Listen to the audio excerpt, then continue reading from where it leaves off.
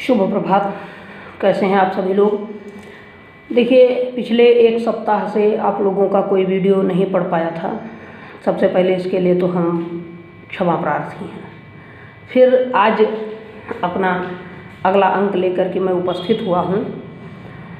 पिछले अंक में हम सभी ने पूर्व भारतेंदु युग की बात की थी, पूर्व भारतेंदु युग के बारे में पढ़ा था।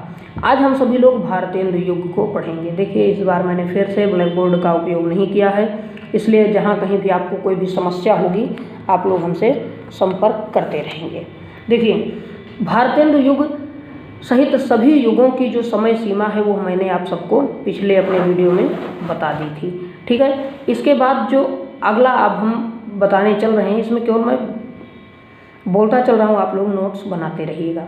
देखिए, जो मुख्य बातें हैं हर युग की, केवल उन्हें ही मैं बताऊँगा। बाकी का विश्लेषण हम लोग क्लास में मिलने पर फिर एक बार से करेंगे। ठीक है, जहाँ भी आपको समस्या होगी आप लोग मुझसे पूछते रहिएगा। तो सबसे पहले हेडिंग डालिए भारतेंदु युगीन गद्य या केवल भारतेंदु युग, और लिखिए कि इसकी समय सीमा सन 1868 ईस्वी से 1868 से 1900 ईस्वी तक है। ठीक है, लिखिए इस युग को भारतेंदु हरिश्चंद्र जी के नाम से जाना जाता है। फिर आगे लिखिएगा कि भारतेंदु युग का गद्य अत्यंत ही सजीव है। इस युग के लेखकों ने अपनी भाषा, अपनी जाति और अपने राष्ट्र के विकास के प्रति अधिक उत्सुकता दिखाई और इसी बात को अपने गद्य में स्थान भी दिया है, जिस कारण से इस युग के गद्य में बड़ी प्रखरता रही है, बड़ी तेजी रही है। फिर लिखिए भारतेंदु युग के प्रमुख लेखक या प्रमुख रचनाकार लाला श्रीनिवास दास हैं, बालकृष्ण भट्ट जी हैं, प्रताप नारायण मिश्र, राधा कृष्ण दास, कार्तिक प्रसाद खत्री, राधा चरण गोस्वामी और बद्री नारायण चौधरी प्रेमघन हैं। ये भारतेंदु युग के प्रमुख लेखक हुए हैं। इसके बाद इस युग की प्रमुख पत्रिकाओं पर एक दृष्टि डालते हुए उन्हें लिख लेंगे। ठीक है, लिखिएगा कि भारतेंदु हरिश्चंद्र जी ने 3 पत्रिकाओं का संपादन किया। सबसे पहले कवि वचन सुधा। कवि वचन सुधा भारतेंदु हरिश्चंद्र जी की सबसे प्रमुख पत्रिका रही। इसके बाद इन्होंने हरिश्चंद्र मैगजीन, जो आधा अंग्रेजी का नाम है, मैगजीन का मतलब ये पत्रिका ही होता है, इन्होंने हरिश्चंद्र मैगजीन शुरू किया था और कुछ काल के पश्चात उसी हरिश्चंद्र मैगजीन का नाम इन्होंने बाद में बदल दिया और हरिश्चंद्र चंद्रिका करके उसका संपादन किया। तो भारतेंदु हरिश्चंद्र जी की 3 पत्रिकाएं हैं। ठीक है, एक कवि वचन सुधा, दूसरी हरिश्चंद्र चंद्रिका या हरिश्चंद्र मैगजीन है। इसके बाद पंडित बालकृष्ण भट्ट जी का हिंदी प्रदीप, आप लोगों ने पिछले कक्षाओं में भी पढ़ा होगा। बालकृष्ण भट्ट जी हिंदी प्रदीप के संपादक रहे। फिर प्रताप नारायण मिश्र ने ब्राह्मण नाम की पत्रिका का संपादन किया, जिसे आप लोग 9th क्लास में पढ़ चुके हैं ब्राह्मण के बारे में। बद्री नारायण चौधरी प्रेमघन, ये भारतेंदु हरिश्चंद्र के सहयोगी लेखक रहे हैं, बिल्कुल उन्हीं के जैसा।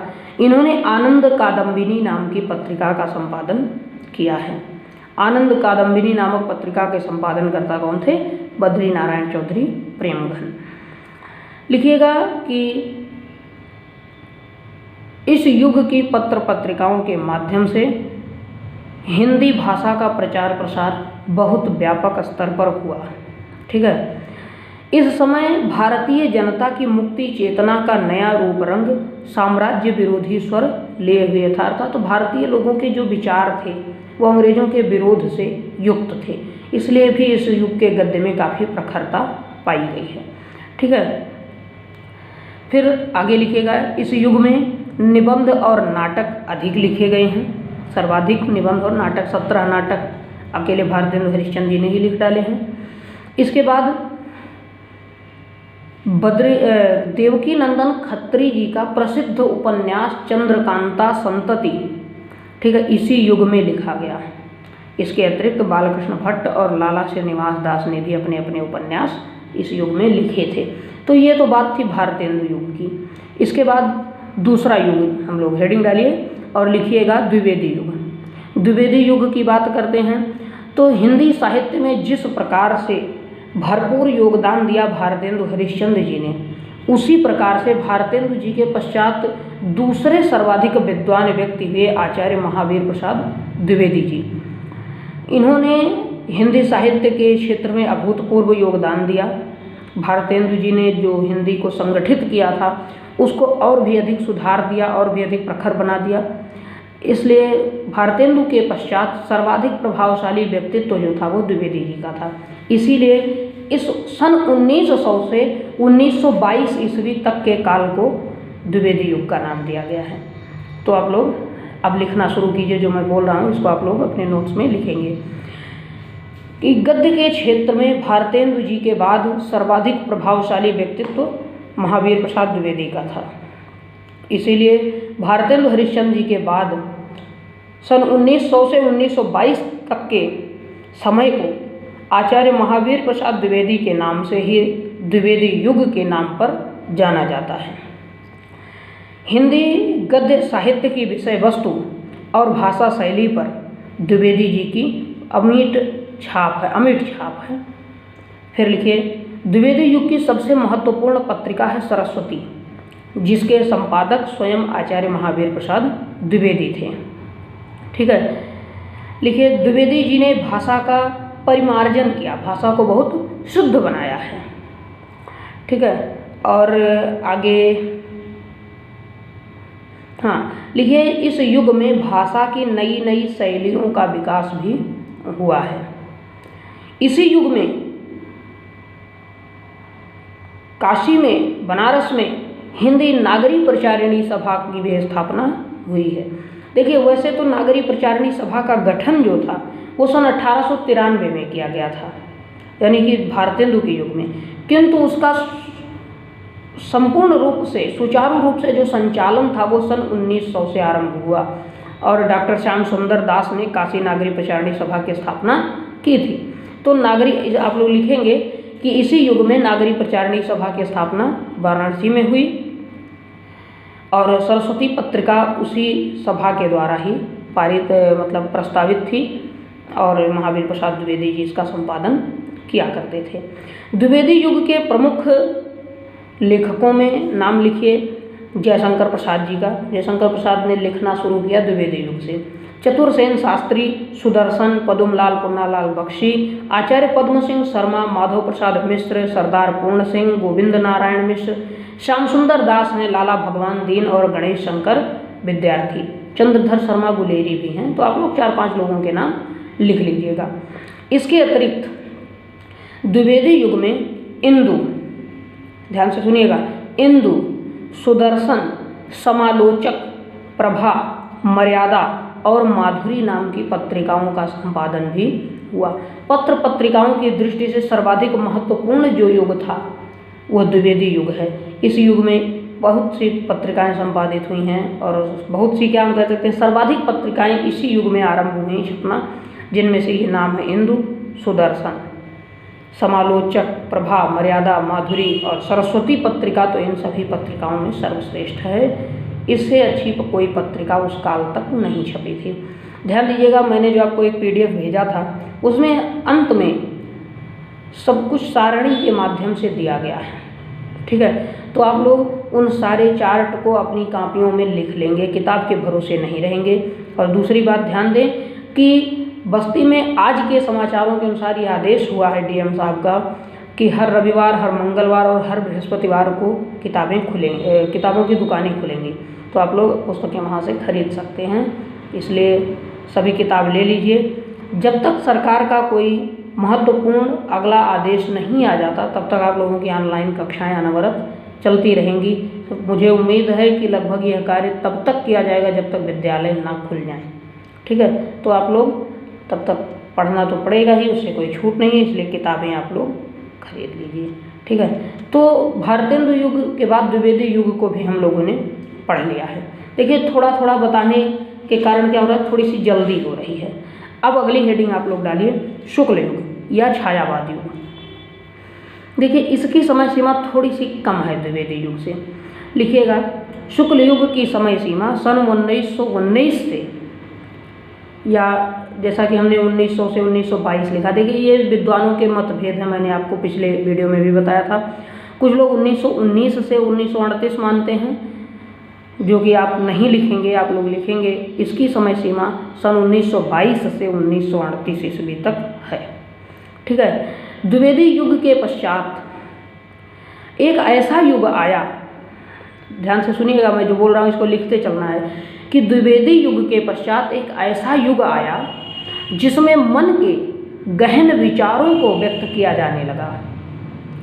इस समय में आचार्य रामचंद्र शुक्ल जैसे मूर्धन्य विद्वान का उदय हुआ, जिन्होंने निबंध और आलोचना के क्षेत्र में नए कीर्तिमान स्थापित किए थे। इसलिए महावीर प्रसाद द्विवेदी जी के पश्चात सर्वाधिक प्रभावपूर्ण व्यक्तित्व होने के कारण सन 1922 से 1938 तक के समय को शुक्ल युग का नाम दिया गया है। लिखिएगा, इसी काल को, ठीक है, इसी काल को छायावाद युग, प्रसाद युग, प्रेमचंद युग के नाम से भी जाना जाता है। लिखिएगा, इस युग को नाम तो मैंने दे दिए, प्रसाद युग इत्यादि। फिर लिखिए इस युग के प्रमुख लेखक, ठीक है, तो जयशंकर प्रसाद, सूर्यकांत त्रिपाठी निराला हैं, सुमित्रा नंदन पंत, महादेवी वर्मा, रामधारी सिंह दिनकर आदि ने महत्वपूर्ण कविताएं लिखी हैं। हम लोग गद्य का इतिहास पढ़ रहे हैं फिर भी देखते हैं, क्योंकि इन सभी कवियों ने या इन सभी लेखकों ने, जयशंकर प्रसाद हों, सुमित्रा नंदन पंत हों, निराला जी हों, महादेवी वर्मा हों या रामधारी सिंह दिनकर, ये लोग दोनों क्षेत्र में आए थे। गद्य में भी इन्होंने खूब योगदान दिया है और काव्य भी इन्होंने बढ़ चढ़कर लिखे हैं। तो छायावाद युग के 4 स्तंभ जो आपके हैं काव्य में, आपको फिर वही बताया जाएगा कि प्रसाद, पंत, निराला और महादेवी वर्मा। तो इन चारों ने साहित्य में, गद्य में भी अपना योगदान दिया। साथ साथ रामधारी सिंह दिनकर जी भी हैं, तो आप लोग लिख लेंगे कि इन लोगों ने गद्य के साथ साथ काव्य में भी योगदान दिया है। इसी युग में वियोगी हरि, राय कृष्णदास और माखनलाल चतुर्वेदी, अब ध्यान दीजिए, माखनलाल चतुर्वेदी जी हैं, वो भी कवि भी हैं और गद्यकार भी। इन 3 लोगों ने अपने अपने गद्य लिखे हैं। देखिए दूसरी चीज, शुक्ल युग में एक नई विधा का जन्म हुआ जिसे आलोचना कहा गया और इतिहास लेखन, ठीक है। तो लिखिए, इस युग में इतिहास लेखन और समालोचना की रचना भी आरंभ हुई। इतिहास लेखन और आलोचना के क्षेत्र में आचार्य रामचंद्र शुक्ल का सर्वाधिक योगदान रहा है। इसके अतिरिक्त नंद दुलारे वाजपेयी, हजारी प्रसाद द्विवेदी, विश्वनाथ प्रसाद मिश्र, डॉक्टर नगेंद्र और डॉक्टर रामविलास शर्मा ने इतिहास लिखे हैं, ठीक है। डॉक्टर राम कुमार वर्मा, गणपति चंद्र गुप्त, लक्ष्मी सागर वार्ष्णेय तथा मोहन अवस्थी आदि भी इस विषय में उल्लेखनीय हैं। तो इन लोगों ने तमाम चीज़ें लिखी हैं, ठीक है। फिर शुक्ल युग तो इस प्रकार से रहा। इस युग में ध्यान दीजिएगा, इतिहास आपको जो भी पढ़ाया जाता है 2 लोगों का महत्वपूर्ण होता है। एक आचार्य रामचंद्र शुक्ल का इतिहास जो कि हम लोग इसमें पढ़ रहे हैं, दूसरा है डॉक्टर नगेंद्र का इतिहास। इतिहास के क्षेत्र में डॉक्टर नगेंद्र ने भी महत्वपूर्ण लेख लिखे हैं और डॉक्टर नगेंद्र का इतिहास आचार्य रामचंद्र शुक्ल से भी कहीं अधिक सशक्त है, कठिन भी है, इसलिए उसको उच्च कक्षाओं में सम्मिलित किया गया है। इसीलिए तमाम जो सन वगैरह दिए गए हैं इनमें मतभेद हो जाता है, क्योंकि डॉक्टर नगेंद्र ने अपने हिसाब से लिखा है और रामचंद्र शुक्ल जी ने अपने हिसाब। फिर भी इतिहास के क्षेत्र में सबसे महत्वपूर्ण लेख आचार्य रामचंद्र शुक्ल का है। आपने पिछली कक्षा में जब उनके पाठ मित्रता को पढ़ा है तो उसमें आपने पढ़ा कि उन्होंने हिंदी साहित्य का इतिहास लिखा है। निबंध के क्षेत्र में भी उन्होंने कई भावपूर्ण निबंध लिखे हैं। मित्रता जैसा निबंध तो आप लोग पढ़ करके ही आ रहे हैं, उसके बारे में आपको कुछ भी बताना नहीं है। आचार्य रामचंद्र शुक्ल ने अपने निबंध में अपने चारों तरफ के वातावरण, मन के गहन भाव और विचारों को इस प्रकार से व्यक्त किया है कि उनको समझना कठिन नहीं है, ठीक है। इसके बाद आपके जो युग के बारे में जो हम लोग पढ़ रहे हैं, इनमें से अंतिम युग है शुक्लोत्तर युग, छायावादोत्तर युग या प्रगतिवादी युग, ठीक है। ये सन 1938 से आज तक चला आ रहा है। 1947 में हमें स्वतंत्रता मिल गई, इसलिए इसके बाद के समय को स्वातंत्र्योत्तर भी कहा जाता है। स्वातंत्र्योत्तर का मतलब स्वतंत्रता के पश्चात का। तो हम लोग इस युग के बारे में भी आज ही इसी वीडियो में अपने पढ़ लेते हैं। बाकी फिर विधाओं के बारे में जो पढ़ना रहेगा हमें गद्य की, वो हम लोग कल से शुरू करेंगे। देखिए पिछले एक हफ्ते से वीडियो नहीं बन पाया था, तो इसलिए आज थोड़ा सा समय ज़्यादा देना पड़ेगा। और एक दो बच्चों ने मैसेज भी किए थे, यह पूछा भी था कि क्यों नहीं आ रही हैं वीडियोस। तो मैंने बताया कुछ मेरी अपनी समस्याएं थीं, या कह सकता हूँ मन नहीं कर रहा था, तो थोड़ी सी छुट्टियां मना रहे थे। एक हफ्ते 6 दिनों तक नहीं दिया मैंने। आज 7वां दिन है, तो आपके लिए मैं फिर वीडियो लेकर उपस्थित हुआ हूँ। हेडिंग डालिएगा शुक्लोत्तर युग और लिखिए सन 1938 के पश्चात आज तक के समय को गद्य साहित्य के इतिहास में शुक्लोत्तर युग का नाम दिया गया। देखिए आचार्य रामचंद्र शुक्ल जी के बाद ऐसा कोई मिला ही नहीं जिसके नाम से इस युग को जाना जाए। अब आप सोच सकते हैं कि केवल एकमात्र ऐसे विद्वान हैं जिनके नाम से 2 युग हुए हैं। पूर्व भारतेंदु युग को भारतेंदु जी के नाम पर जाना गया, लेकिन वो पूर्व में है। तो पहले विद्वान हुए थे, द्विवेदी युग था, लेकिन दूसरे विद्वान जो हुए हमारे शुक्ल जी हुए हैं, जिनके नाम से एक शुक्ल युग था और दूसरा शुक्लोत्तर युग भी है। तो एक नहीं बल्कि 2 विद्वान मिले हैं हमको, जो 2 युगों के लिए जाने गए, पूर्व भारतेंदु युग और भारतेंदु युग तथा शुक्ल युग और शुक्लोत्तर युग। एक ने अपने पहले की चीज को बताया है और दूसरे में एक के बाद की चीज़ों को बताया गया। शुक्लोत्तर युग पर बात करें तो सन 1936 ईस्वी के पश्चात, आप लिखिए कि सन 1936 ईस्वी के पश्चात हिंदी लेखन की स्थिति में काफ़ी सुधार हुए हैं। राष्ट्रीय सांस्कृतिक चेतना से प्रेरित होकर रचनाकारों ने वास्तविकता को, जीवन की वास्तविकताओं को नया रंग देना शुरू किया। ठीक है, छायावाद के समय में जो नवचेतना का संचार किया गया था उसको और भी उन्नत बनाने का कार्य लोगों ने शुरू किया। ये स्वतंत्रता प्राप्ति से कुल 10 वर्ष पहले की बात है। उस समय में और भी ज़्यादा ललक हो गई थी, इसलिए शुरुआत में जो आधुनिक काल का जो ये स्वातंत्र्योत्तर काल है, जो छायावादोत्तर काल है या जो शुक्लोत्तर काल है, इसको ही आधुनिक काल कहा गया है क्योंकि आज तक का है। इस काल में क्या हुआ कि जो हमारी पूर्व विरासत में हमको छायावाद से मिला था, राष्ट्रवाद की जो भाव मिले थे, भावनाएं जो मिली थी, उन पर अधिक लोगों ने लिखा। इसलिए आपको जब भी ये इन काल की कविताओं को आप प्राप्त करेंगे तो उसमें देश प्रेम इत्यादि की भावनाएं हैं। आज्ञेय जी का जैसे हिरोशिमा जैसी कविता, जिसमें उन्होंने विश्व युद्ध की घटनाओं का वर्णन किया है, तमाम चीज़ें हैं जो आपको उस काल की मिलेंगी। देखिए इस काल में और भी नई नई विधाएँ आ गई, ये डायरी लेखन, ये संस्मरण, ठीक है। फिर इसके बाद भेंट वार्ता, यात्रा साहित्य तो पुराना था, वो तो पहले से ही था, वो तो भारतेंदु जी ने ही शुरू कर दिया था। लेकिन जो नई नई विधाओं के आविष्कार में डायरी वगैरह लिखी जाने लगी हैं, ये लगभग इसी काल में सबसे ज़्यादा लिखी गई हैं। इसके पहले बहुत छोटा मोटा इसका अंश मिलता है। तो देखिए आप लिखेंगे इस युग में सहज, व्यवहारिक और अलंकारहीन गद्य की प्रतिष्ठा हुई। इस युग के गद्य जो हैं वो बड़े सहज हैं, आसानी से हर बात को सीधे सीधे कह दिया गया, कोई बनावट नहीं है, ठीक है। कोई मुहावरे वगैरह भी बहुत कम प्रयोग कर दिए गए, इसलिए अलंकारहीनता आ गई है, ठीक है, दुरूहता नहीं रह गई। इस युग के प्रमुख लेखकों में 3 लोगों के नाम लिख लीजिएगा जब भी पूछा जाए आधुनिक काल के या छायावादोत्तर या शुक्लोत्तर युग के प्रमुख लेखकों के नाम। तो आप लिखेंगे डॉक्टर रामविलास शर्मा, शिवदान सिंह चौहान, प्रकाश चंद्र गुप्त इसी युग के लेखक हैं। इसके बाद संस्मरण और रेखा चित्र के लेखक, आप हेडिंग डालिएगा इस युग के, या हेडिंग ना डालिए सीधे लिखिए, इस युग में संस्मरण और रेखा चित्र नामक विधाओं का लेखन काफ़ी तेजी से हुआ, जिनमें पद्म सिंह शर्मा, बनारसी प्रसाद चतुर्वेदी, महादेवी वर्मा, रामवृक्ष बेनीपुरी और कन्हैयालाल मिश्र प्रभाकर के नाम प्रमुख हैं, ठीक है। हिंदी में कुछ जीवन चरित्र और कुछ आत्मकथाएं भी आ गईं, जैसे अमृत राय ने कलम का सिपाही लिखा। ध्यान दीजिएगा, कलम का सिपाही जो है वो मुंशी प्रेमचंद जी की जीवनी है, ठीक है। और रामविलास शर्मा की निराला की साहित्य साधना उल्लेखनीय है। रामविलास शर्मा जी ने निराला जी के बारे में लिखा, निराला की साहित्य साधना। लेकिन अब एक चीज़ और ध्यान दीजिए, मुंशी प्रेमचंद जो हैं वो शुक्ल युग में ही थे, तो शुक्ल युग को भी प्रेमचंद युग कहा जाता है। तो ध्यान दें, उन्हीं के पुत्र, प्रेमचंद जी के पुत्र थे अमृत राय, अमृत राय ने अपने पिता की जीवनी लिखी है, जिसको कलम का सिपाही नाम दिया गया। ये प्रमुख 2 जीवनियाँ इस काल में लिखी गईं। आत्मकथाओं में डॉक्टर राजेंद्र प्रसाद ने मेरी आत्मकथा के नाम से लिखा।